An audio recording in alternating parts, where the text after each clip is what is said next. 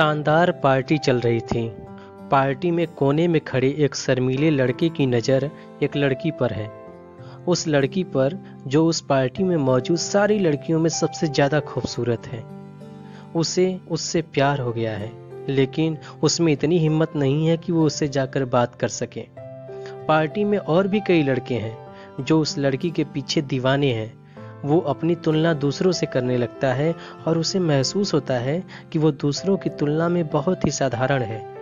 Party में एक भी ऐसी लड़की नहीं जो उससे दोस्ती तो छोड़ो बात भी नहीं करना चाहती। ऐसे वो लड़की उससे क्या दोस्ती करेगी? यह सोचकर वह चाहते हुए भी पूरी पार्टी भर उस लड़की से बात करने की हिम्मत नहीं जुटा पाता है। पार्टी खत्म हो गई है और वो लड़की वापस जा रही है। लड़का अब भी उसके बारे में ही सोच रहा है।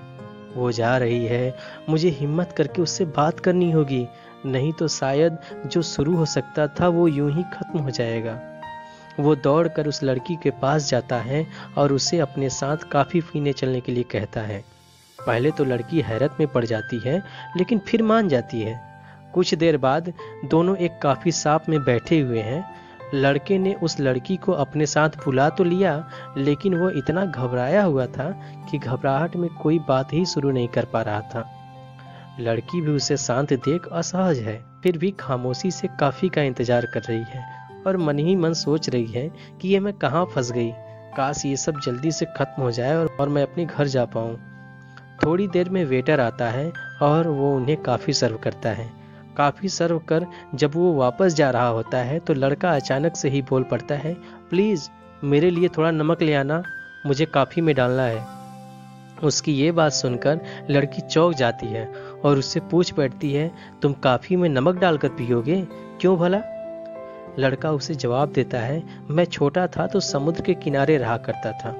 मुझे वहाँ खेलना बहुत पसंद था। आज भी मुझे समुद्र के पानी का नमकीन स्वाद याद है। इसलिए जब भी मैं ये नमकीन काफ़ी पीता हूँ तो मैं अपनी बचपन के बारे में सोचता हूँ और अपने शहर के बारे में सोचता हूँ, अपने माता पिता के बारे में सोचता हूँ जो आज भी वहीं रहते हैं। कहते कहते उस लड़के की आंखों में आंसू आ जाते हैं। लड़के का जवाब सुनकर लड़की का दिल पिघल जाता है और उस लड़के को अपने बारे में भी बात करते हुए देखकर वो भी अपने घर, परिवार और बचपन के बारे में बातें करने लगती है। इस तरह दोनों के बीच पसरी खामोशी की दीवार टूट जाती है और बातों का सिलसिला चल पड़ता है। उस शाम दोनों के बीच एक खूबसूरत दोस्ती की शुरुआत हो जाती है। दोनों का एक दूसरे से मिलना जारी रहता है और धीरे धीरे उस लड़की को ये एहसास होने लगता है कि उसे जैसा जीवन साथी चाहिए वो लड़का बिल्कुल वैसा ही है। दयालु है, सहनशील है और सबका ध्यान रखने वाला है। और अगर वो उस शाम नमक डालकर काफी नहीं पीता तो शायद वो उसके बारे में इतना कुछ नहीं जान पाती। आगे वैसा ही होता है जैसा एक खूबसूरत प्रेम कहानी में होता है। दोनों की शादी हो जाती है और खुशी खुशी उनकी जिंदगी गुजरने लगती है। लड़की जब भी काफी बनाती है उनमें शक्कर की जगह नमक डालती है, क्योंकि उसे पता है कि उसके पति को नमकीन काफी पसंद है। 40 साल के लंबे सफर के बाद एक दिन उनका वह खूबसूरत साथ टूट जाता है और लड़के की एक लंबी बीमारी के बाद मौत हो जाती है। उस शाम लड़की पुरानी चीजों को देखकर उसे याद कर रही है। अभी उसे उनमें लड़के का लिखा हुआ एक खत मिलता है। वह खत पढ़ती है, माय डियर वाइफ, प्लीज मुझे माफ कर देना उस झूठ के लिए जो मैंने कभी तुमसे बोला था। तुम्हें याद है हमारी पहली डेट? पता है उस शाम मैं कितना ज्यादा नर्वस था कि घबराहट में मैंने वेटर से शक्कर की जगह नमक मांग लिया था।